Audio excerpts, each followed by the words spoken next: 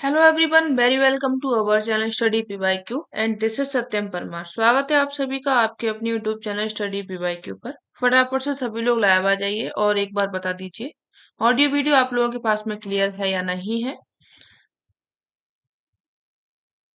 Thumbnail आप लोगों ने देख ही लिया होगा। तो यहाँ पे अपन लोग डिस्कस करने वाले हैं शविंद्र सिंह सर की जो बुक है 1000 एमसीक्यू फिजिकल ज्योग्राफी, उन क्वेश्चन को अपन लोग डिस्कस करेंगे। फिलहाल में अपन लोग ओशियनोग्राफी यानी कि समुद्र विज्ञान के क्वेश्चन डिस्कस कर रहे हैं, जिनमें अपन लोगों ने 50 क्वेश्चन को सॉल्व कर लिया था। आगे के 50 अपन लोग आज सॉल्व करेंगे। ठीक है, चलिए फटाफट से सभी लोग शेयर कर दीजिए सेशन को और चलिए शुरू करते हैं बहुत ज्यादा देरी ना करते हुए। आप लोगों को अगर आंसर आते हैं तो उनके आप आंसर कीजिएगा, नहीं तो ध्यान से सुनेंगे। चलिए यहाँ पे पहला क्वेश्चन आप लोगों को स्क्रीन पे दिखाई दे रहा है। निम्नलिखित कथनों में से कौन सागरीय तरंगों के विषय में का सही कथन है? ठीक है, सही कथन उसे बताना है कि कौन सा कथन सही दिया गया है। तो यहाँ पे पहला कह रहा है एक तरंग को एक निश्चित दूरी तय करने में जितना समय लगता है उसे तरंग अवधि कहते हैं। ठीक है। दूसरा कह रहा है किसी क्षेत्र से गुजरने वाली सागरीय तरंगों की संख्या को तरंग आवृत्ति कहते हैं, यानी तरंग फ्रीक्वेंसी। दो तरंग शिखरों के मध्य गर्त, इसको तरंग गर्त कहते हैं। आगे बढ़ती सागरीय तरंग की एक लंबाई वेवलेंथ की दूरी को तय करने में जितना समय लगता है उसे तरंग अवधि कहते हैं। तो यहाँ पे आप लोगों को सही आंसर बताना है कि कौन सा सही होगा। तो देखिए, जो यहाँ पे ये जो डी ऑप्शन दे रहा है कि आगे बढ़ती सागरीय तरंग की एक तरंग लंबाई वेवलेंथ की दूरी को तय करने में जितना समय लगता है उसको तरंग अवधि कहते हैं। डी ऑप्शन आप लोगों का यहाँ पे करेक्ट हो जाएगा। अगर देखा जाए तो जो सागरीय तरंगें होती हैं उसमें दो क्रमिक जो शिखर होते हैं या फिर जो गर्त होते हैं, गड्ढे, यानी कि उनके जो मध्य सीधी दूरी होती है उसको आप लोग तरंग लंबाई कहते हैं। यहाँ पे आपको ये जो दिया गया तरंग गर्त के बीच में, वहां पे आपको क्या कहा जाता है? इसको तरंग लंबाई कहा जाता है। और आगे इन लंबाई के बीच में जो दूरी तय होती है, कितना समय लगा है, इसको आप लोग तरंग अवधि बोल देते हो। तो यानी कि आपका यहाँ पे डी आंसर करेक्ट हो जाएगा, बाकी के ये सभी गलत दिए गए हैं। ओके, आगे बढ़िए। क्वेश्चन नंबर नेक्स्ट है, निम्नलिखित कथनों में से कौन एटॉल के विषय में सही कथन नहीं है? एटॉल के बारे में जानना है। इनका निर्माण सामान्यतः द्वीपों के चारों तरफ होता है, या फिर वास्तविक अटल लंबी आकृति इलोंगेटेड शेप वाले होते हैं, या फिर एटॉल के मध्य एक लघु द्वीप होता है, या फिर एटॉल की गहराई 40 से 70 फैदम के बीच होती है। तो अब आप लोगों को एटॉल के बारे में बताना है कि क्या करेक्ट होगा एटॉल का। तो यहाँ पे आपका आंसर करेक्ट हो जाएगा कि जो एटॉल होते हैं जो सही नहीं है। तो यहाँ पे ये दिया गया है कि जो एटॉल होते हैं वो लंबी आकृति इलोंगेटेड शेप वाले होते हैं। तो ये आप लोगों का क्या हो जाएगा? गलत हो जाएगा। क्योंकि आप लोगों ने पढ़ा होगा एटॉल जो होते हैं वो उसमें जो आकृति होती है, एक तो आपने पढ़ा होगा घोड़े की नाल की तरह आकृति होती है, दूसरा या फिर उसको रिंग टाइप मुद्रिका के आकार का बोला जाता है। लगभग गोल आकृति का होता है एटॉल, ठीक है, ना कि इलोंगेटेड लंबी आकृति का होता है। तो यहाँ पे आपका बी आंसर करेक्ट हो जाएगा, क्योंकि ये गलत है, बाकी के सभी सही आपको ये दिखाई दे रहे हैं। आगे बढ़िए। निम्नलिखित में से कौन सुमेलित नहीं है?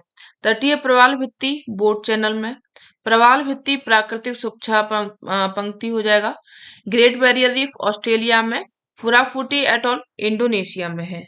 MM Khan Sadarpur B. Okay, चलो इसका बताइए। तो यहाँ पे कौन सही से सुमेलित नहीं होगा?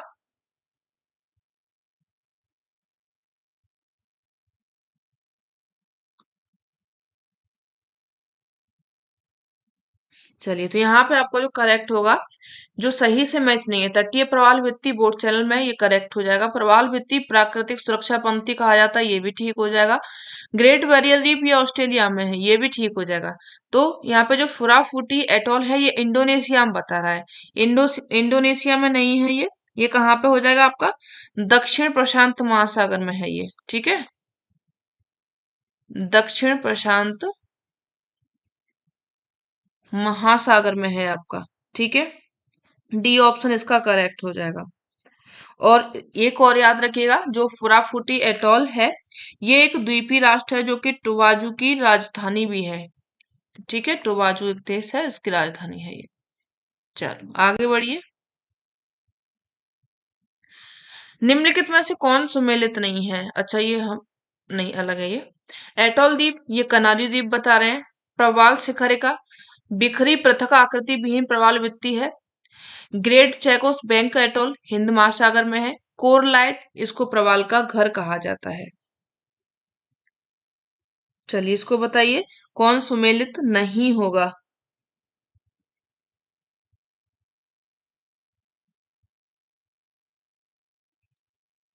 चलिए, तो यहाँ पे देखो एटॉल द्वीप कह रहा है, जो कि कनारी द्वीप है। जबकि आप लोगों को पता है कनारी द्वीप कैसा है। कनारी द्वीप एक ज्वालामुखी द्वीप है, यानी ज्वालामुखी के द्वारा बना हुआ है। ज्वालामुखी द्वीप है, ना कि ये एटॉल द्वीप। तो आपका पहला ही यहाँ पे करेक्ट हो जाएगा, जो सुमेलित नहीं है। बाकी का प्रवाल शिखरिका, बिखरी पृथक आकृति बीन प्रवालवत्ती है। ग्रेट चेकोस बैंक अटोल, ये आपका हिंद महासागर में। कोरलाइट को प्रवाल का घर बोला जाता है। जो स्केलेटन होते हैं, इनको क्या बोला जाता है? प्रवाल का घर बोला जाता है। सुरक्षा कवच इनको कहा जाता है, प्रवालों का। चलो आगे बढ़िए।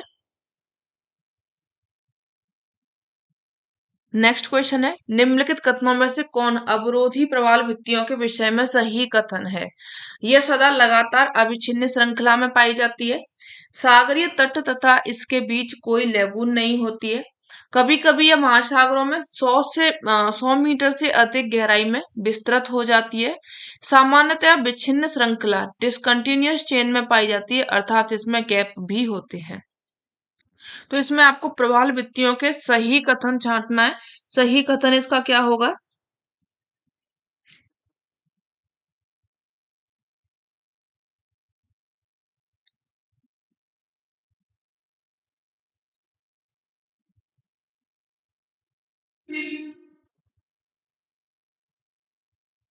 चलिए, तो यहाँ पे देखिए, जो प्रवाल वित्तियां होती हैं, ये लगातार अविच्छिन्न श्रृंखला में पाई जाती है। तो ये आपका गलत हो जाएगा, क्योंकि ये अविच्छिन्न श्रृंखला में नहीं पाई जाती।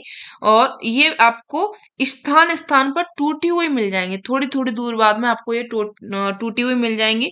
जिसके कारण जो लेगुन होते हैं, वो खुले सागर में उनका संपर्क बना रहता है। जब उनका संपर्क खुले सागर में बना रहता है, तो उनमें क्या होता है, जैसे स्थान स्थान पर गैप मिलता है, तो उनमें ज्वारीय प्रवेश मार्ग बन जाते हैं। जो टाइडल आइसलेट्स होते हैं, वो बन जाते हैं, जिसके कारण उनमें क्या होता है, पानी वगैरह मिलता है उनको।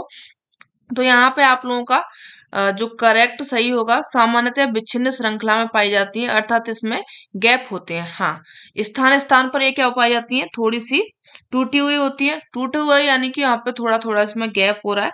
और तो आपका डी ऑप्शन करेक्ट हो जाएगा। और जो सागरीय तट होते हैं और जो अवरोधी प्रवाल होते हैं, अवरोधी भित्तियां होती हैं, उसके मध्य में क्या पाए जाते हैं? लेगून पाए जाते हैं। आगे बढ़िए। ग्रेट बैरियर रीफ के विषय में निम्नलिखित कथनों में से कौन कथन सही नहीं है?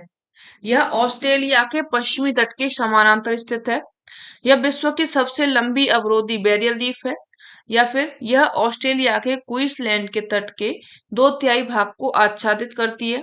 इसमें कई ज्वारीय प्रवेश मार्ग हैं। अभी अपन लोगों ने प्रवेश मार्ग को पढ़ा था। क्या नाम है आपका? रजनीश रामकेत जी, गुड इवनिंग। ज्वारीय प्रवेश मार्ग को पढ़ा था, तो वो आपके यही पूछा गया, ज्वारीय प्रवेश मार्ग। तो क्या करेक्ट होगा ग्रेट बैरियर रीफ के बारे में?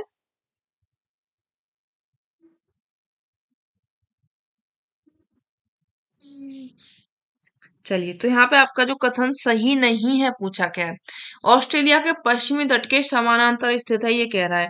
जबकि आप लोगों ने पढ़ा है हमेशा से कि जो ग्रेट बैरियर रीफ है, ऑस्ट्रेलिया के पूर्वी तट के समानांतर है। कहाँ पे है ये? पश्चिमी के नहीं, पूर्वी तट के समानांतर है, यानी कि ए ऑप्शन ही आपका करेक्ट हो जाएगा। बाकी के यह विश्व की सबसे लंबी अवरोध भित्ति है, ये भी करेक्ट हो जाएगा। ऑस्ट्रेलिया के क्वींसलैंड के तट के 2/3 भाग को आच्छादित करती है, कई ज्वारीय प्रवेश मार्ग हैं। तो यानी कि आपके बी सी डी करेक्ट है, ए गलत है तो वही सही हो जाएगा। आगे बढ़िए, शेयर कर दीजिए आप लोग एक बार सेशन को, क्योंकि कुछ दिन आपका ये इसमें चल रहा है, आपको फ्री में देखने को मिल रहा है, लेकिन 2-4 दिन बाद में आपका ये मेंबरशिप में पहुंच जाएगा।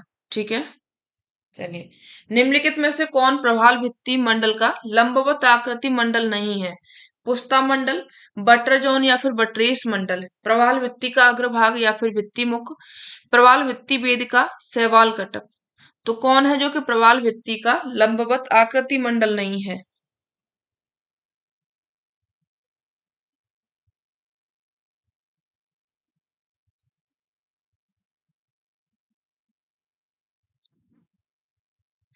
चलिए, तो यहाँ पे आप लोगों का आंसर करेक्ट हो जाएगा। जो आकृति मंडल नहीं है वो प्रवाल भित्ति वेदिका होती है, रीफ टेरेस होता है, यानी कि सी ऑप्शन करेक्ट हो जाएगा।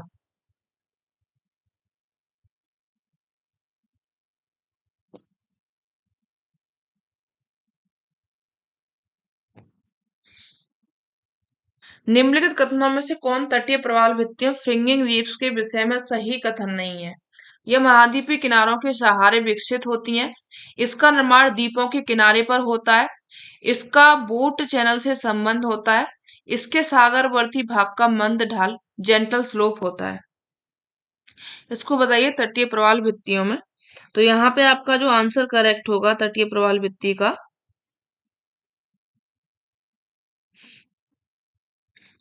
तो यहाँ पे आप लोग याद रखेंगे इसके सागरवर्ती भाग का जो ढाल होता है वो मंद होता है। ठीक है, ये आपकी क्या होती है? तटीय प्रवाल भित्ति होती है। डी ऑप्शन इसका करेक्ट हो जाएगा।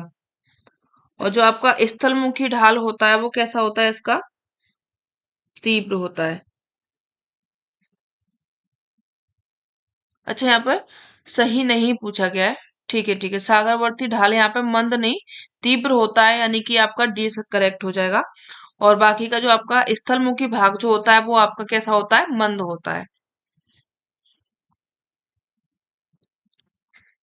चलिए नेक्स्ट देखिए, अवरोधी प्रवाल भित्तियां बैरियर रीफ्स के विषय में कौन से कथन सही नहीं है? अब अवरोधी के बारे में आपसे पूछा गया है। इसका निर्माण सागरीय तटों से लंब रूप में होता है। यह सभी प्रकार की प्रवाल भित्तियों में सबसे बड़ी होती है। इसकी चौड़ाई सभी प्रकार के प्रवाल भित्तियों से अधिक होती है। यह सभी प्रकार की प्रवाल भित्तियों में सबसे ऊंची होती है। तो जो अवरोधी प्रवाल भित्तियां हैं इसके बारे में क्या करेक्ट होगा ये आपको बताना है। चलिए, तो यहाँ पे आप लोग याद रखेंगे जो करेक्ट नहीं है, इसका निर्माण सागरीय तटों से लंब रूप में होता है, तो ये आपका ऑप्शन जो है वो गलत हो जाएगा।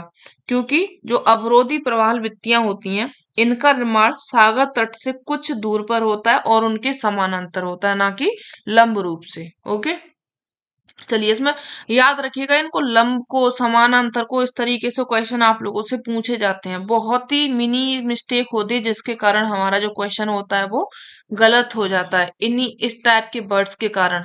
ठीक है, तो इन पर थोड़ा सा ज्यादा ध्यान दिया कीजिए। आगे बढ़िए, निम्नलिखित कथनों में से कौन प्रवाल के विषय में सही कथन नहीं है? प्रवाल तापमान के प्रति संवेदनशील होते हैं। प्रवाल तापमान रोधी होते हैं। प्रवाल जल के गंधलायन के प्रति संवेदनशील होते हैं। प्रवाल ताजे जल के प्रति संवेदनशील होते हैं। तो यहाँ पर प्रवाल के बारे में जो कथन सही नहीं है वो आप लोगों को बताना है।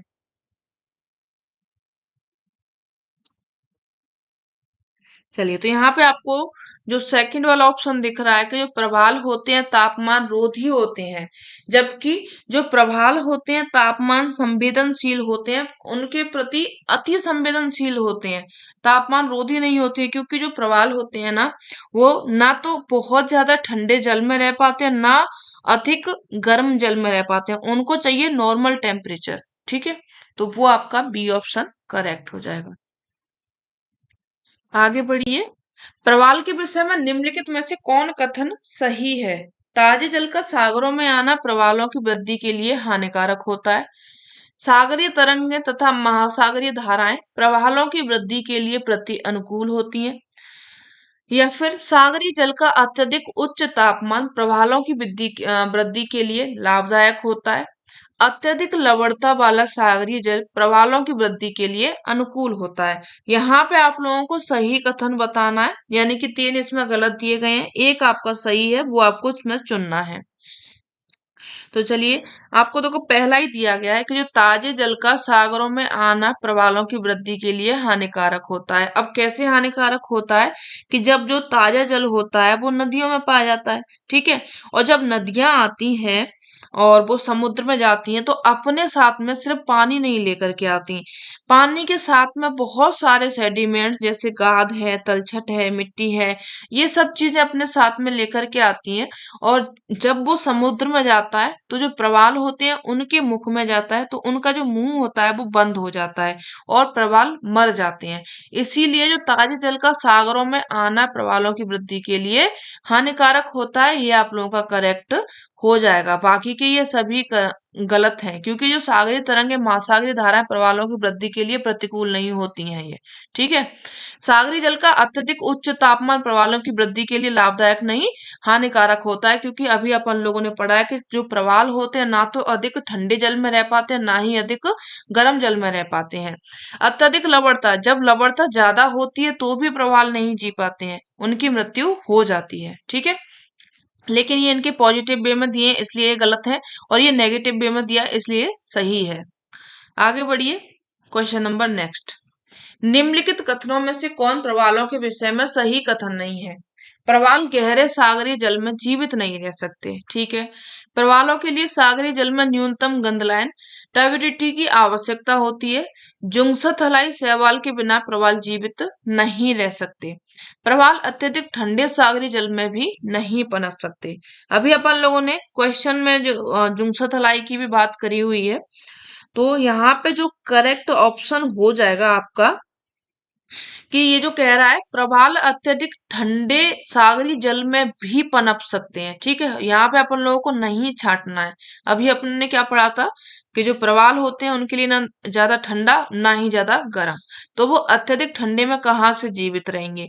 प्रवालों के लिए नॉर्मल जो टेम्परेचर होता है वो आप लोग याद रखिएगा 20 डिग्री से 21 डिग्री का यहाँ पे उनको टेम्परेचर चाहिए होता है। Rahul Yadav, hello sir. तो यहाँ पे आपका जो ऑप्शन करेक्ट होगा वो डी हो जाएगा, ठीक है। बाकी का प्रवाल गहरे सागरी जल में जीवित नहीं रह सकते, ये भी करेक्ट हो जाएगा। प्रवालों के लिए सागरी जल में न्यूनतम गंधलायन इसकी आवश्यकता होती है, ये भी ठीक हो जाएगा। जुंगसत थलाई शैवाल के बिना प्रवाल जीवित नहीं रह पाते, ये भी करेक्ट हो जाएगा, क्योंकि 60% जो खाना होता है वो हम इनको जुंगसत थलाई से मिलता है, ठीक है। सी ऑप्शन आपका ये भी करेक्ट है, यानी कि डी गलत दिया गया तो हमें इसमें गलत छांटना था। आगे बढ़िए,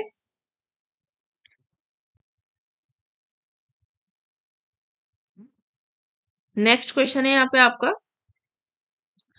प्रवालों के जीवित रहने के लिए निम्नलिखित में से कौन अनुकूल नहीं होता है?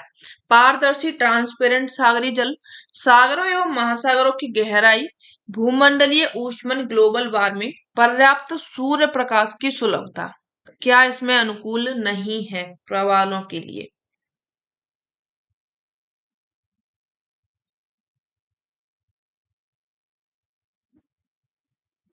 चलिए, हाँ, फाइटोप्लैंक्टन का दूसरा नाम।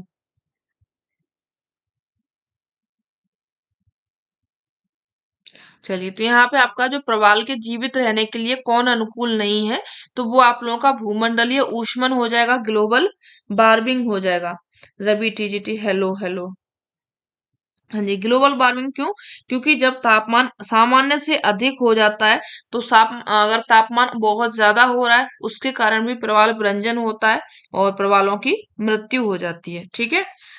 चलो, सी ऑप्शन करेक्ट हो जाएगा। आगे बढ़िए। निम्नलिखित कथनों में से कौन प्रवालों के विषय में सही कथन नहीं है? प्रवालों को ताजे सागरी जल की आवश्यकता होती है। ताजा सागरी जल प्रवालों के लिए हानिकारक होता है। प्रवाल अत्यधिक लवणता वाले सागरी जल में जीवित नहीं रह पाते हैं। प्रवाल अंतर सागरी चबूतरों पर अपनी बस्तियां बनाते हैं। हाँ जी, ग्लोबल वार्मिंग, ठीक है, हेलो हेलो। तो यहाँ पे कौन सा करेक्ट होगा? साफ साफ आप लोगों को आंसर दिख रहा है कि जो प्रवालों को ताजे सागरी जल की आवश्यकता होती है, और एक तरफ ये कह रहा है कि जो ताजा सागरी जल होता है प्रवालों के लिए हानिकारक होता है। इन्हीं दोनों में से अपन लोग का आंसर हो जाएगा। तो यहाँ पर जो प्रवालों को ताजे सागरी जल की आवश्यकता नहीं होती है, क्यों नहीं होती है? क्योंकि अभी अपन लोगों ने उसके बारे में जाना था। नदियों से ताजा जल आता है, वो नदियां जब जल लेकर के आती हैं तो खाली नहीं आती हैं, अपने साथ में क्या क्या लेकर के आती हैं? सेडिमेंट, तलछट और जो गाद, सिल्ट, शिस्ट ये सब लेकर के आती हैं, जिसके कारण जो प्रवाल होते हैं उनका मुख बंद हो जाता है। जब मुख बंद हो जाएगा तो प्रवाल अपना जो भोजन है वो कर नहीं पाएंगे और प्रवालों की मृत्यु हो जाएगी। तो ए ऑप्शन आप लोगों का यहाँ पे करेक्ट हो जाएगा। सी क्यों कर रहे हैं आप लोग? सी में तो नहीं लगा के दिया है ना, प्रवाल अत्यधिक लवणता वाले सागरी जल में जीवित नहीं रह पाते हैं, तो ये तो अपना सही है। हमको यहाँ पर नहीं छांटना है। चलो आगे बढ़िए। निम्नलिखित कथनों में से कौन प्रवालों के विषय में सही नहीं है? प्रवाल अत्यंत कम तापमान में जीवित नहीं रह सकते हैं। ठीक है। प्रवाल चूना चूसने एवं निकालने वाला जीव लाइम स्केटिंग ऑर्गेनिज्म होते हैं। प्रवाल तापमान के प्रति संवेदनशील होते हैं। देखिए आ गई वही लाइन जो अभी अपन लोगों ने छोड़ी थी। ठीक है। एक कोशिकाधारी प्रकाश संश्लेषी जुंसथलाई पौधे शैवाल प्रवाल के शरीर के अंदर रहते हैं। चलिए इसको बताइए। तो यहाँ पे कौन सा सही नहीं है? तो ये कह रहा है कि जो प्रवाल तापमान के प्रति संवेदनशील नहीं होते हैं, जबकि प्रवाल तापमान के प्रति संवेदनशील होते हैं। इसका एक्सप्लेन अभी अपन लोग कर चुके हैं। कौन सा बुक प्रैक्टिस सेट है? ये सविंदर सिंह सर की बुक है, फिजिकल ज्योग्राफी 1000 MCQ। ओके चलो।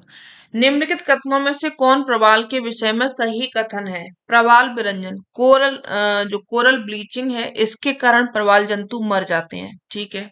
प्रवाल मुख्य रूप से शीतोष्ण कटिबंधीय सागरों एवं महासागरों में पाए जाते हैं। प्रवालों का महासागरीय जल के न्यून लो तापमान में विरंजन ब्लीचिंग हो जाता है। प्रवालों का विरंजन सागरीय जल के अप्रवाह डाउन वेलिंग के कारण होता है। प्रवालों के विषय में फिर से पूछा है आप लोगों से करेक्ट आंसर। तो यहाँ पे क्या है कि जो प्रवाल विरंजन होते हैं उसके कारण प्रवाल जंतु मर जाते हैं। ये करेक्ट है, काफी इजी है, बिल्कुल साफ साफ दिख रहा है।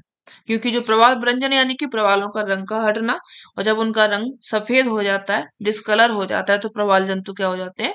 मर जाते हैं।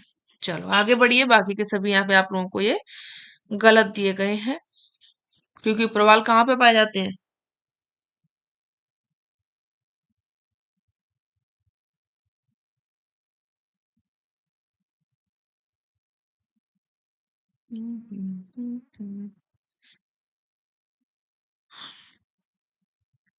निम्नलिखित महासागरीय ज्वारों में से किस ज्वार को खगोलीय बल एस्ट्रोनॉमिकल फोर्सेस के बिना ही उत्पत्ति होती है? दीर्घ ज्वार, स्प्रिंग टाइड, लघु ज्वार या फिर लाल ज्वार, उपभू ज्वार?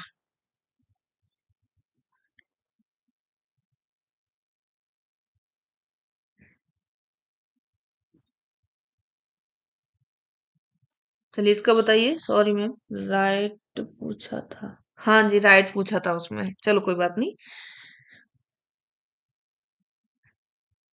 तो यहाँ पे आपसे पूछा गया है कि किस ज्वार को खगोलीय बलों के बिना ही उत्पत्ति हो जाती है? तो वो आपके कौन से ज्वार होते हैं?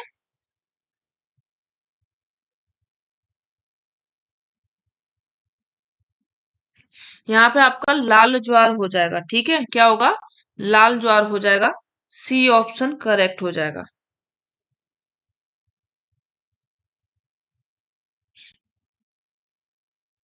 क्योंकि जो लाल ज्वार है ना, ये क्या है? पौधे हैं। जो पौधे इतनी तेजी से इनका प्रस्फुटन होता है, प्रजनन होता है, कि जो सतह होती है पूरा लाल लाल हो जाती है। जो पौधे होते हैं बिल्कुल अपार हो जाते हैं, यानी कि समूह उनका बहुत बड़ा होता है। और इसी को क्या बोल देते हैं? लाल ज्वार इनको कहा जाता है। ठीक है। तो जो लाल ज्वार होते हैं ये खगोलीय बलों के द्वारा नहीं, इनकी जो उत्पत्ति होती है जैविक उत्पत्ति होती है। ठीक है। कैसी होती है इनकी उत्पत्ति? जैविक उत्पत्ति इनकी होती है। सी ऑप्शन करेक्ट हो जाएगा। हाँ जी रेड टाइड हो जाएगा। चलो आगे क्वेश्चन। निम्नलिखित कथनों में से कौन कथन सही नहीं है? प्रवाल जंतुओं को कोरलाइट कहते हैं। प्रवाल भित्तियों का निर्माण मृत प्रवालों के अस्थि पंजरों से होता है। जुंगसथलाई शैवाल प्रवाल जंतुओं की सहजीवी साथी सिम्बायोटिक पार्टनर होती है।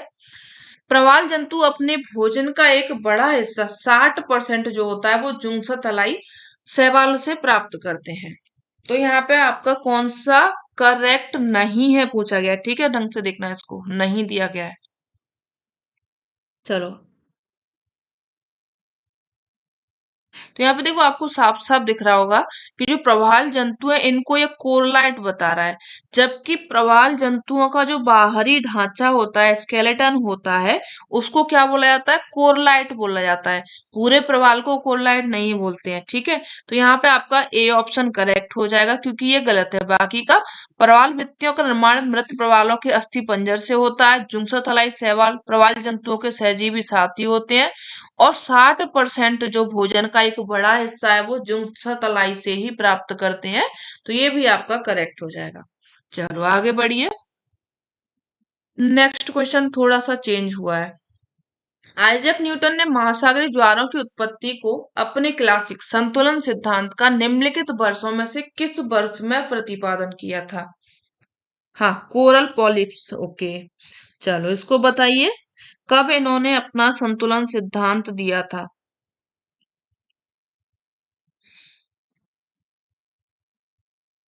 तो यहाँ पे आप लोग याद रखेंगे जो सर आइजैक न्यूटन है, इन्होंने सूर्य और चंद्रमा के गुरुत्वाकर्षण बल के आधार पर अपना ये सिद्धांत दिया था, संतुलन सिद्धांत। और दिया कब था ये?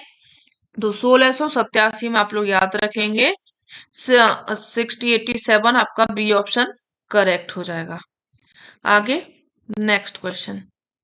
निम्नलिखित में से किसने महासागरीय ज्वारों की उत्पत्ति के गतिक सिद्धांत का प्रतिपादन किया था? राजा शर्मा, ओके, ए। चलिए, तो गतिक सिद्धांत का प्रतिपादन किसके द्वारा किया गया है?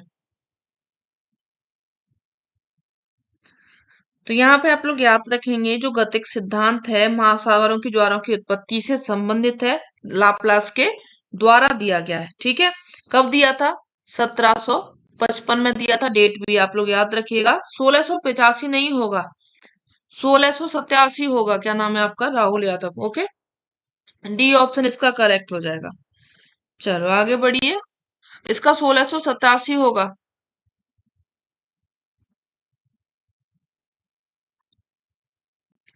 निम्नलिखित में से किसने महासागरों के ज्वारों की उत्पत्ति के नहर सिद्धांत का प्रतिपादन किया था? नहर सिद्धांत किसके द्वारा दिया गया है?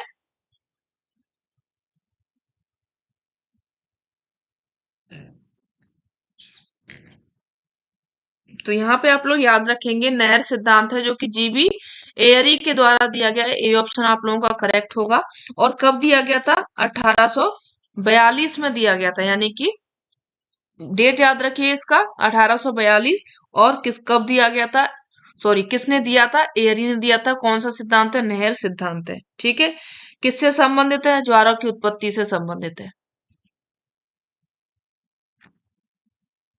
Next question. महाद्वीपीय बंग तटों पर सागरीय तट के सेल्फ ब्रेक तट सागरीय अवसादों के निक्षेपण का निम्नलिखित में से कौन सही अनुक्रम है? रेत, बजरी, रेत एवं पंख तथा पंख। बजरी, रेत, रेत एवं पंख। बताइए इनका जो निक्षेपण होता है सेल्फ ब्रेक तक, सागर तट से जाना है और सेल्फ ब्रेक तक जाना है, ठीक है।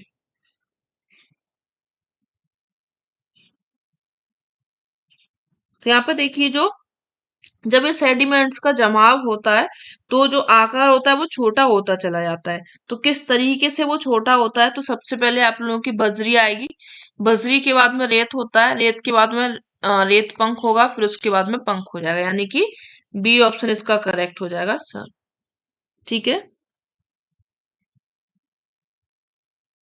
आगे बढ़िए। निम्नलिखित कथनों में से महासागरीय ज्वारों के विषय में कौन सही है? पृथ्वी, चंद्रमा तथा सूर्य की युति स्थिति कंजंक्शन पोजीशन में उच्च ज्वार उत्पन्न होता है, ठीक है। सूर्य, पृथ्वी तथा चंद्रमा की समकोणिक स्थिति में उच्च ज्वार उत्पन्न होता है। उष्णकटिबंधीय ज्वार भूमध्य रेखा के सहारे उत्पन्न होता है। उच्च ज्वार पृथ्वी तथा चंद्रमा की अपभू स्थिति में उत्पन्न होता है। हाँ, 270 लाप्लास, ठीक है ठीक है। चलो, इसको बताइए, जो ज्वार हैं उनके विषय में कौन सा सही है?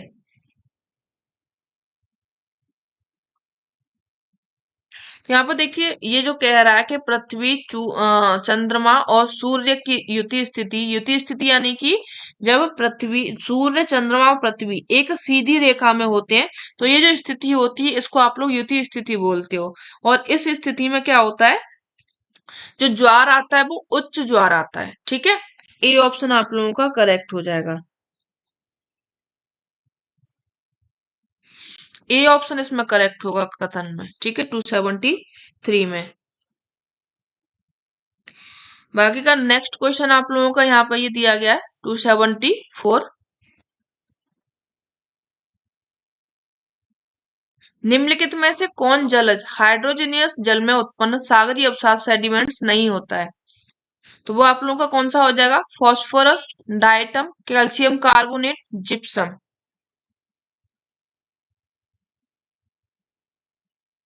चलिए, कौन है जो कि जलज सागरीय अवसाद होता है, नहीं होता है, सॉरी नहीं पूछा गया इसमें। तो यहाँ पे देखिए, जो फास्फोरस है, कैल्शियम कार्बोनेट है, जिप्सम है, ये सभी सागरीय अवसाद हो जाएंगे। जबकि यहाँ पर डाइटम आपको दिख रहा है। डाइटम क्या है? डाइटम आप लोगों का एक प्रकार का सागरीय जीव है, ठीक है। ये क्या है? सागरीय जीव है, ना कि सागरीय अवसाद है। और ये किसमें आता है? फाइटोप्लैंक्टन्स की श्रेणी में आता है,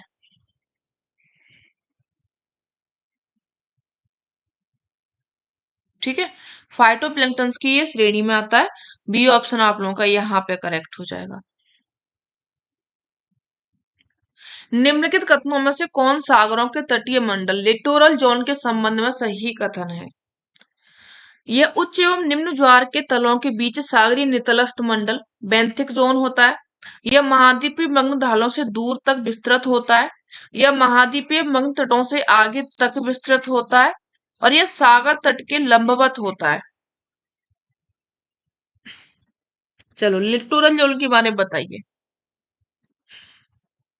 तो यहाँ पे आप लोग याद रखेंगे, जो सही कथन है लिटोरल के बारे में, तो वो क्या हो जाएगा कि यह उच्च एवं निम्न ज्वार के तलों के बीच सागरी नितलस्थ मंडल होता है, बेंथिक जोन होता है। इसी को आप लोग क्या बोलते हो? लिटोरल जोन बोलते हो। करने लगे मैम, इसलिए कम, अच्छा अच्छा, नोट करने लगे। अरे क्लास आपको रहेगी, इसी पर रहेगी, ठीक है। यूट्यूब पे ही रहने वाली है। 275 हो जाएगा इसका आंसर। आंसर का ये मतलब ए ऑप्शन करेक्ट हो जाएगा, ठीक है। चलो आगे बढ़िए, पीडीएफ मिल जाएगा, टेंशन ना लीजिए। निम्नलिखित कथनों में से कौन सागरीय हिमपात के विषय में सही कथन है? यह सागरीय सतह पर हिमपात स्नोफॉल को दर्शाता है। यह आर्कटिक महासागर पर हिमपात को दर्शाता है। यह सागरीय नितल सी फ्लोर पर अति लघु एवं सूक्ष्म अवसादों के लगातार गिरने का दर्शाता है। या फिर यह सागरीय सतह पर अवसादों के लगातार गिरने को दर्शाता है। चलिए, तो यहाँ पे आपका आंसर कौन सा करेक्ट होगा? सागरीय हिमपात क्या होता है? तो ये सागरीय नितल सी फ्लोर पर अति लघु एवं सूक्ष्म अवसादों के लगातार गिरने को दर्शाता है। उसी को आप लोग क्या बोल देते हो? सागरीय हिमपात। C option correct. चलो आगे बढ़िए।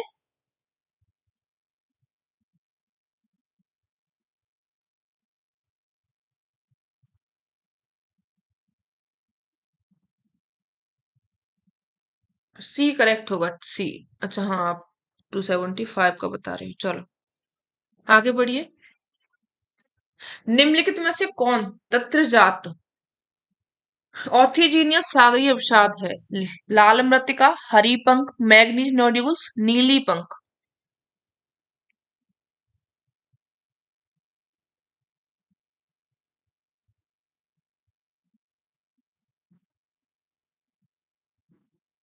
देखिए, जो तत्रजात अवसाद यहाँ पे आपसे पूछ रहा है ऑर्थीजीनियस, ये होते क्या है? तो जो सागर नितल में पाए जाने वाले धातुओं के अवसाद होते हैं ना, उनको आप लोग क्या बोलते हो?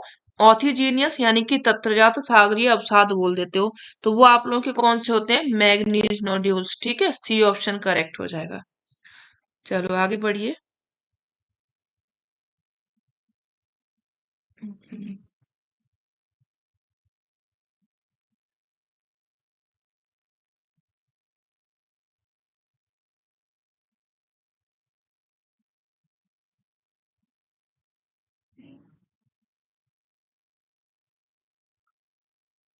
पता नहीं क्या हो गया है चार्जिंग में।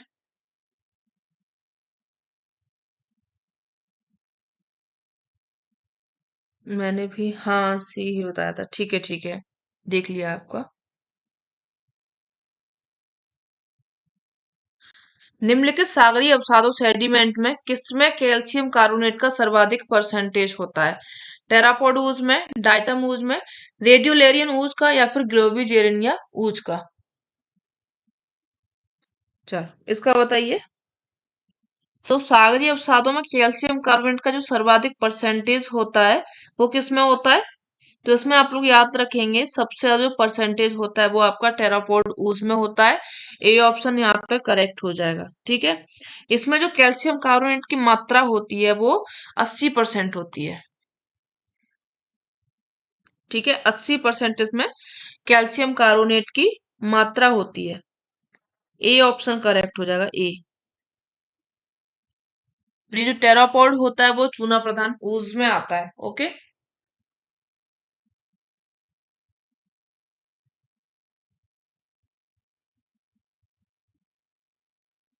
निम्नलिखित सागरीय किनारों में किसका निर्माण सागर तल में धनात्मक परिवर्तन के कारण होता है? जलमग्न सागरीय किनारा, उदासीन तटस्थ सागरीय किनारा, उन्मग्न सागरीय किनारा, या फिर मिश्र सागरीय किनारा? सिलिका प्रधान रेडियोलेरियन, हाँ हाँ। चलिए इसको बताइए। जो सागरीय अवसाद हैं, तो यहाँ पे आपका सॉरी 280 है। क्वेश्चन छूट गया क्या एक आध? अच्छा, 90 छूट गया है।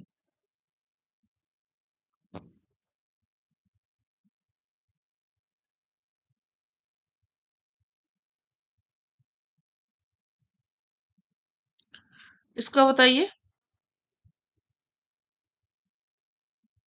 280 ए, एक क्वेश्चन स्किप हो गया। चलिए इसके लिए माफी चाहते हैं, कल ले लेंगे उस वाले क्वेश्चन को। तो यहाँ पे ये पूछ रहा है आप लोगों से कि निम्नलिखित सागरीय किनारों में किसका निर्माण सागर तल में धनात्मक परिवर्तन जब होता है तो होता है? यानी कि जलमग्न सागरीय किनारा जो होता है वो कब होता है? जब धनात्मक परिवर्तन होता है, यानी कि सबमर्जेंस होगा। ठीक है, ए ऑप्शन इसका करेक्ट होगा। धनात्मक परिवर्तन कैसे? जब सागर तल में वृद्धि होती है तो जो सागर तल है वो ऊपर उठता है, यानी कि सी लेवल में राइज होता है, और उसके ऊपर उठने के कारण जो सागरी तट का भाग होता है वो जलमग्न हो जाता है, और जो सागरी किनारे होते हैं वो भी जलमग्न हो जाते हैं। तो वो आपका कैसा हो जाएगा? जलमग्न सागरी किनारा, यानी कि शोर लाइन ऑफ सबमर्जेंस हो जाएगा। ए ऑप्शन इसका करेक्ट होगा। हाँ, डिलीट कर रहे हो क्वेश्चन आप लोग, आंसर दिख रहे हैं मुझे। ठीक है, क्वेश्चन नंबर 281। सन 1990 में डी डब्ल्यू जॉनसन द्वारा प्रस्तुत सागरी किनारों के वर्गीकरण में निम्नलिखित में से कौन सम्मिलित नहीं था? जलमग्न सागरी किनारा, उन्मग्न सागरी किनारा, उदासीन या फिर तटस्थ सागरी किनारा, ज्वालामुखी सागरी किनारा?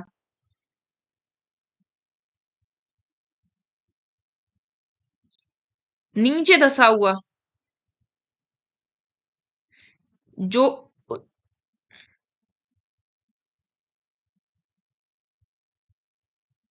जब उन्मग्न होता है तो जो सागर का जल है सी लेवल में डिक्रीज होता है, यानी कि नीचे जाता है जल। ठीक है, चलिए 281 का आपने बताया डी।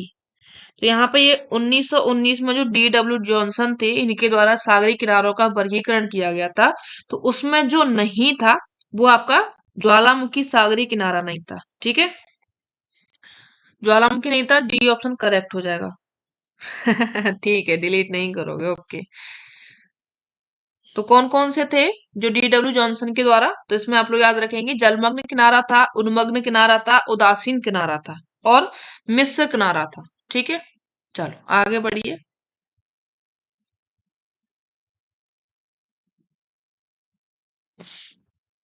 निम्नलिखित तरंग आपतित सागरीय चबूतरों प्लेटफॉर्म में किसका निर्माण कार्बोनेट सेलों पर होता है? गहरा किया हुआ प्लेटफॉर्म, घोल सॉल्यूशन, तटरेखा प्लेटफॉर्म, तूफान तरंग प्लेटफॉर्म।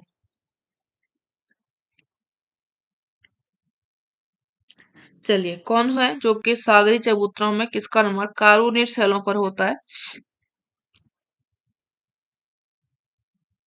उपरोक्त तीनों थे। ये वाला तो ऑप्शन ही नहीं है, आपने जो ऑप्शन बताया है। अच्छा हाँ, ऊपर वाले का बताया आपने, ठीक है।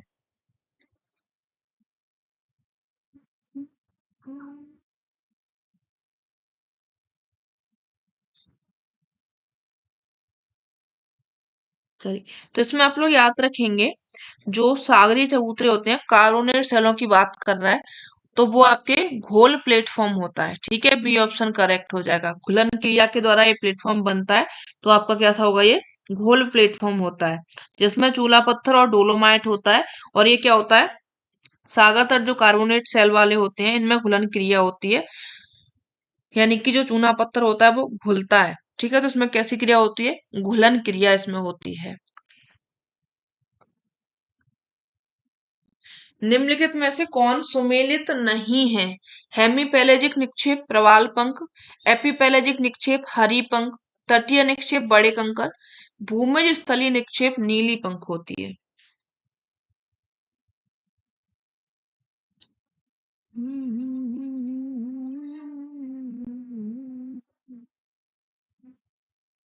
चलिए, तो यहाँ पे आप लोग याद रखेंगे कि जो एपीपेलेजिक पंख होती है वो हरी पंख होती है, तटीय निक्षेप बड़े कंकर होते हैं, भूमध्य स्थलीय निक्षेप नीले पंख होते हैं, ये भी ठीक है। तो यहाँ पे जो आपका हेमीपेलेजिक निक्षेप दिया गया है वो कैसा होता है? यहाँ पे आपको जो प्रवाल पंख है हेमीपेलेजिक निक्षेप बता रहा है, जबकि ये कैसे होते हैं? भूमिज स्थलीय निक्षेप होते हैं। ठीक है, भूमिज स्थलीय निक्षेप होते हैं। ए ऑप्शन इसका करेक्ट हो जाएगा। आगे बढ़िए। चलो, निम्नलिखित में से कौन बढ़ती गहराई के साथ महासागरीय निक्षेपों का सही अनुक्रम है? नीली पंख, लाल पंख, हरी पंख, प्रवाल पंख, ज्वालामुखी पंख। तो इनको आप लोग जाना है महासागरीय निक्षेपों पे, और गहराई के साथ में इनका अनुक्रम लगाना है।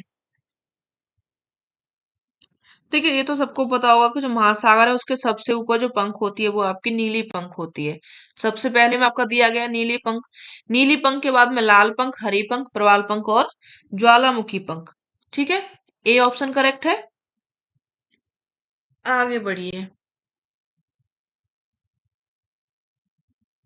निम्नलिखित में से कौन जैव जनित सागरीय निक्षेप नहीं है? लाल मृतिका, रेड क्ले, रेड्यूलेरियन ऊज, डाइटम ऊज, ग्लोबिजेरिन ऊज। तो जैव जनित निक्षेप नहीं है।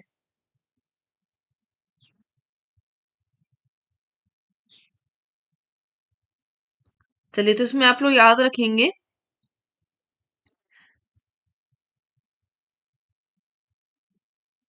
जो आपकी लाल मृतिका है, रेड क्ले है, ये आपकी जैव जनित निक्षेप नहीं होती है, बल्कि ये कैसी होती है? स्थलीय सागरीय निक्षेप होती है। ठीक है, भूमिज निक्षेप होती है। बाकी के सभी जो तीनों दी गई हैं वो जैव जनित निक्षेप हो जाएंगी। ए ऑप्शन इसका करेक्ट हो जाएगा।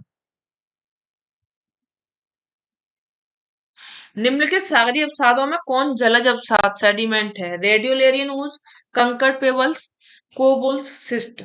जलज अवसाद पूछा गया है।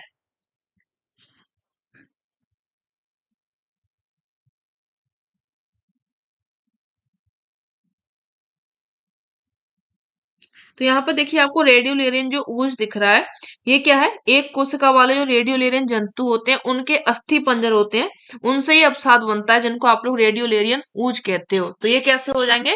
जलज अवसाद हो जाएंगे। ठीक है, ए ऑप्शन इसका करेक्ट हो जाएगा। आगे बढ़िए। निम्नलिखित में से कौन तटीय सागरी निक्षेप है? नीली पंख, लाल पंख, टेरापॉड ऊज, बजरी। तो तटीय सागरी निक्षेप इसमें पूछा गया है, इसमें आपका कौन सा होगा?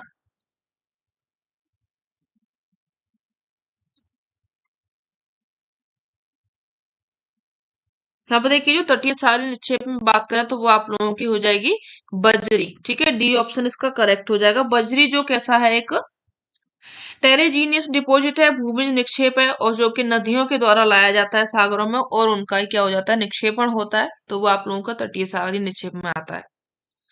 आगे बढ़िए, बहुत छोटे पर इंपॉर्टेंट क्वेश्चन है। निम्नलिखित में से कौन तटीय लिटोरल सागरीय निक्षेप नहीं है? रेत, हरी पंख, बजरी और कंकड़ पेबल्स।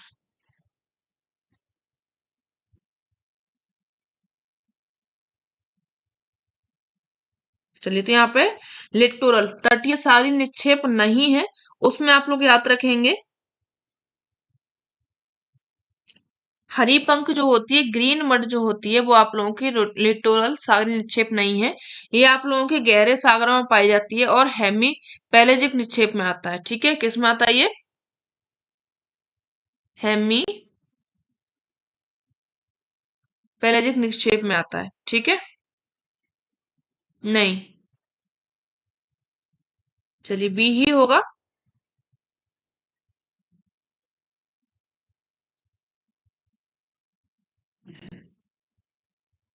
चलो, क्वेश्चन नंबर नेक्स्ट। निम्नलिखित कथनों में से कौन सही कथन नहीं है? सागरी जल की लवणता तथा घनत्व में धनात्मक सह संबंध होता है। बाष्पीकरण एवं महासागरी लवणता में धनात्मक सह संबंध होता है। सागरीय जल शीघ्रता से जमता है। महासागरीय लवणता सागरीय जीवों को प्रभावित करती है। 288 का डी नहीं होगा। आप लोगों ने डी क्यों लगा रहे हो? हेमीपैलेजिक निक्षेप में आता है आप लोगों का हरी पंख।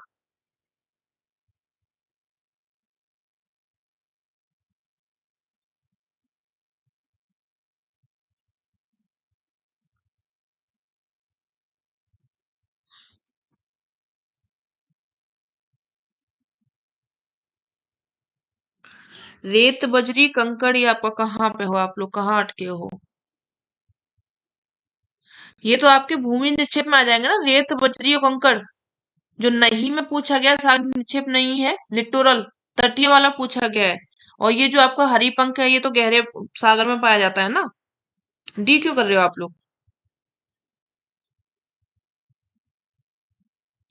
चलो, तो यहाँ पे कौन सा कथन सही नहीं है?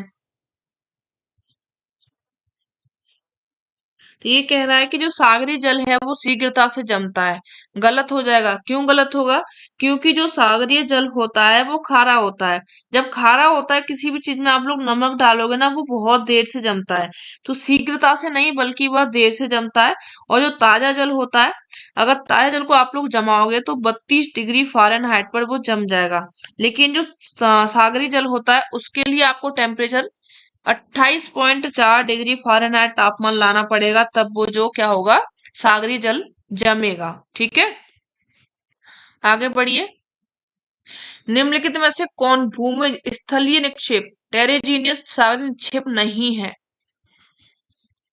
अब यहाँ पे भूमि निक्षेप नहीं पूछा गया है। कलकेरियस ऊज मेरा सही है। राजा शर्मा बी बताया था आपने, क्या बताया था? हाँ, बी सही है आपका। लाल पंख, मृतिका, बजरी।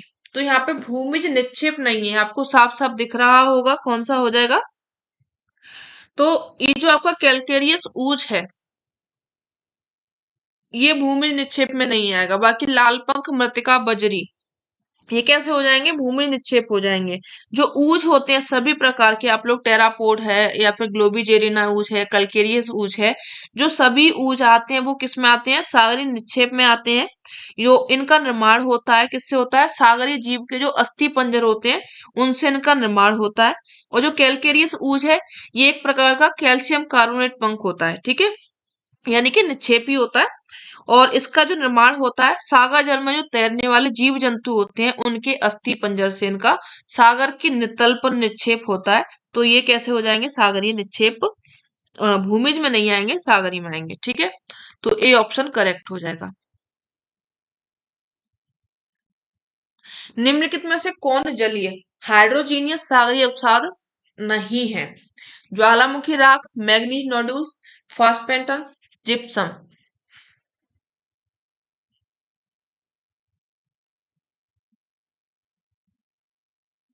चलिए, तो यहाँ पे आपका जो सागरीय अवसाद नहीं है उसमें आप लोग याद रखेंगे जो ज्वालामुखी राख है। ए ऑप्शन आपका करेक्ट हो जाएगा। ज्वालामुखी राख क्या है? ये एक प्रकार का क्या है? स्थलीय या फिर भूमिज अवसाद है। ठीक है, ये कैसा है?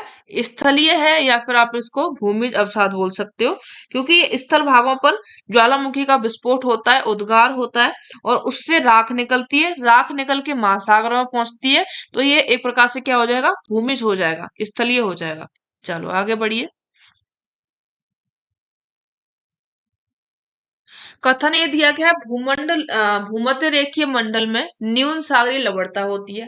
भूमध्य रेखीय मंडल में अधिकतम वर्षा होती है। नीचे आप लोगों को ऑप्शन दिए गए हैं, ए और आर दोनों सही है। आर एक ही सही से व्याख्या कर रहा है। ए सही है परंतु आर यहाँ पर गलत बता रहा है। ए और आर दोनों सही है परंतु आर एक ही सही से व्याख्या नहीं है। ए गलत है, आर सही है। इसको बताइए। तो इसमें आप लोगों का जो आंसर है ये करेक्ट हो जाएगा क्या? कि जो भूमध्य रेखीय मंडल में न्यून सागरीय लवणता होती है। क्यों? क्योंकि भूमध्य रेखीय मंडल में अधिकतम वर्षा होती है। तो ये आप लोगों का क्या हो जाएगा? ऑप्शन ए करेक्ट हो जाएगा। ए और आर दोनों सही है, साथ में व्याख्या भी करेक्ट हो जाएगी। क्योंकि जब भूमध्य रेखीय भागों में अत्यधिक वर्षा होती है, जब वर्षा बहुत ज्यादा होती है, तो महासागरों में स्वच्छ जल की आपूर्ति होती है। यानी कि जब वहां पर स्वच्छ जल है, तो स्वच्छ जल होगा तो उसमें क्या होगा? मीठा पानी होता है, यानी कि लवणता वहां की कम होती है। ठीक है, हो गया। चलो आगे बढ़िए। निम्नलिखित कथनों में से कौन कथन महासागरीय लवणता के लंबवत वितरण के संबंध में सही है? यह निम्न अक्षांशों में 300 से 1000 मीटर की गहराई मंडल के नीचे जाने पर बढ़ती जाती है।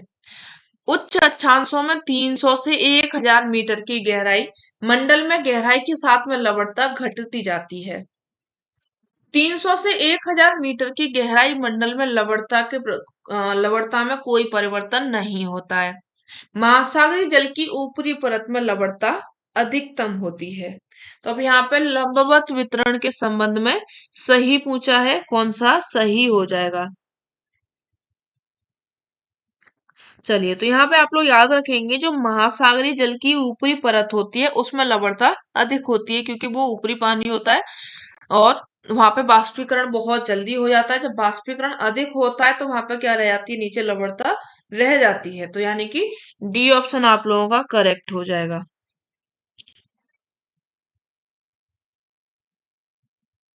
क्योंकि ये जो 300 से 1000 मीटर की गहराई वाला जो भाग होता है, और इसमें क्या होता है? ये जो मंडल होता है इसको आप लोग हेलोक्लाइन मंडल भी बोलते हो। ठीक है, चलिए आगे बढ़िए। निम्नलिखित कथनों में से कौन कथन महासागरीय लवणता के संबंध में सही नहीं है? औसत लवणता भूमध्य रेखा से ध्रुवों की ओर में घटती जाती है।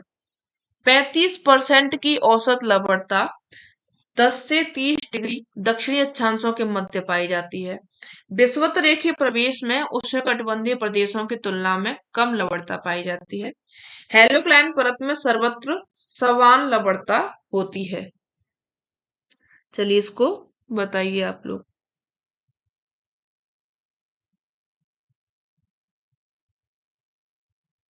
तो अभी अपन लोगों ने पढ़ा था कि जो हेलोक्लाइन मंडल है वो आपका 300 से 1000 मीटर की गहराई वाला मंडल है, और यहाँ पर जो लवणता है वो गहराई के साथ में आगे चल के घटती जाती है, लेकिन जो सर्वत्र समान जो लवणता रहती है वो हेलोक्लाइन मंडल में बता रहा है।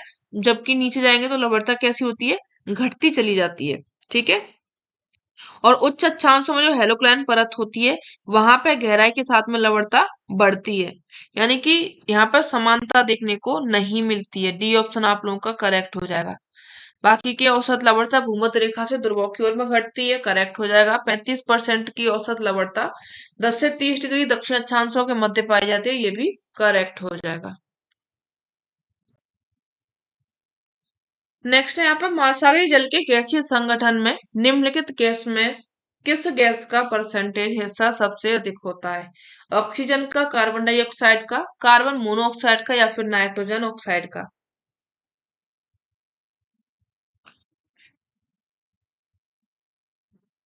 तो यहाँ पे किन निम्नलिखित गैसों में से किस गैस का जो परसेंटेज होता है वो सबसे अधिक होता है? इसमें आप लोग याद रखेंगे कार्बन डाइऑक्साइड को। ठीक है, गैसीय संगठन में आपका पूछा गया महासागरीय जल के, बी ऑप्शन करेक्ट हो जाएगा, कार्बन डाइऑक्साइड हो जाएगा। ठीक है,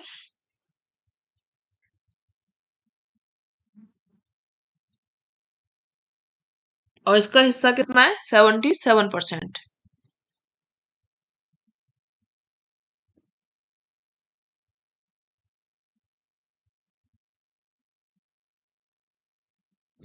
चलो, ये क्यों कर रहे हो आप लोग। नेक्स्ट क्वेश्चन, निम्नलिखित पोषक तत्वों में किसका महासागरीय जल में सर्वाधिक सांद्रण है। मैग्नीशियम, लोहा, सिलिकेट, फास्फोरस, किसका है सर्वाधिक सांद्रण, कंसंट्रेशन।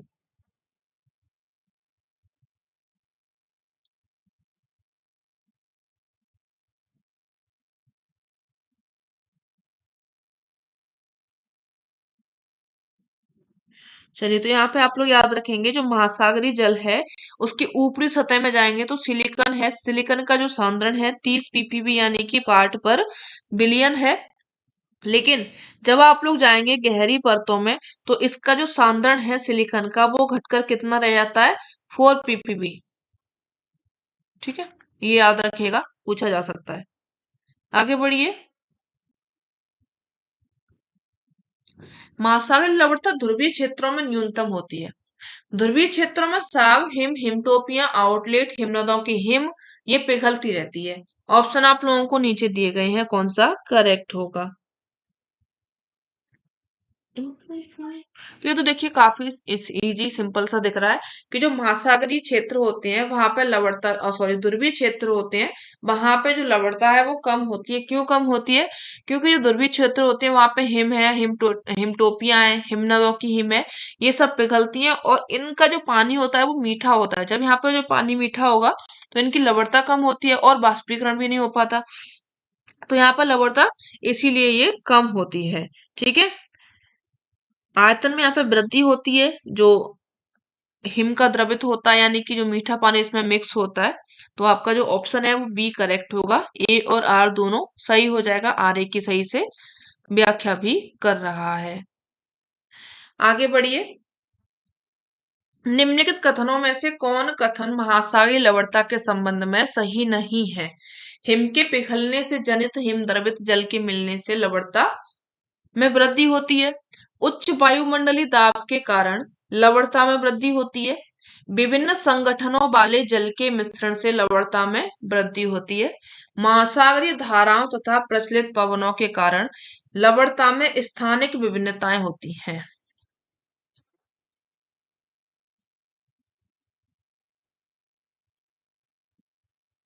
चलिए, इसमें याद रखेंगे आप लोग जो महासागरीय लवणता के संबंध में सही नहीं है पूछा गया है, तो ये कह रहा है कि हिम के पिघलने से जनित हिम द्रवित जल के मिलने से लवणता में वृद्धि होती है। जबकि अभी अपन लोगों ने पढ़ा है कि ध्रुवीय क्षेत्रों में लवणता कम होती है। क्यों कम होती है, क्योंकि वहां पे हिम पिघलती है, और जब हिम पिघलती है तो जो हिम द्रवित जल होता है वो जो आपका सागरीय वाटर होता है उसमें मिलता है और लवणता वहां की कम हो जाती है, यानी कि ए ऑप्शन आप लोगों का करेक्ट हो जाएगा। आगे बढ़िए, निम्नलिखित कथनों में से कौन कथन महासागरीय जल की तापीय दशा के विषय में सही नहीं है। महासागरीय जल का दैनिक तापांतर 300 फीट की गहराई के बाद में रुक जाता है। महासागरीय जल का तापमान बढ़ती गहराई के साथ में समान रूप से घटता जाता है। महासागरीय जल का वार्षिक तापांतर 300 फीट की गहराई के बाद में रुक जाता है और महासागरीय जल के तापमान में कभी भूमध्य रेखा से ध्रुवों तक समान रूप से नहीं होती है, सॉरी कमी। ठीक है, तो अब इसमें आप लोगों को बताना है जो सही नहीं है।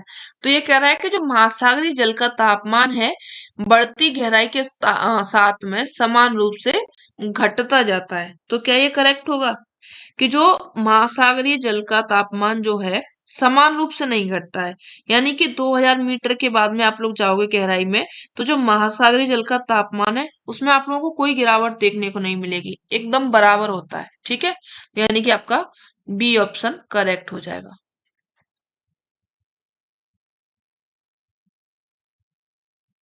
निम्नलिखित कथनों में से कौन कथन महासागरीय जल के घनत्व के संबंध में सही नहीं है? पाइनोक्लाइन परत महासागरों के प्रकाशित मंडल को दर्शाती है।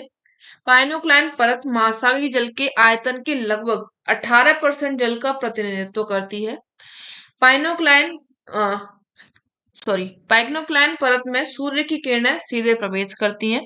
1000 मीटर की गहराई के बाद महासागर की मोटी एवं गहरी परत डीप लेयर महासागरीय जल के सकल आयतन के 60% भाग को धारण करती है। तो अब यहाँ पे आपको पूरा पाइक्नोक्लाइन के बारे में दिया गया है। जो सही नहीं है वो बताना है आपको।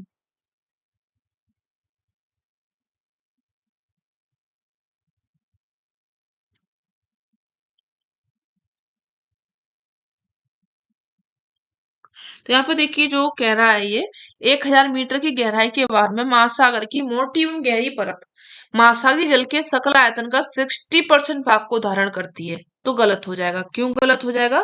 क्योंकि ये जो पाइक्नोक्लैन परत होती है वो 1000 मीटर की गहराई वाले जो नीचे भाग की परत होती है उसमें पूरे महासागरीय जल के कुल आयतन का अगर वो भाग उसमें निहित होता है तो वो कितना होता है?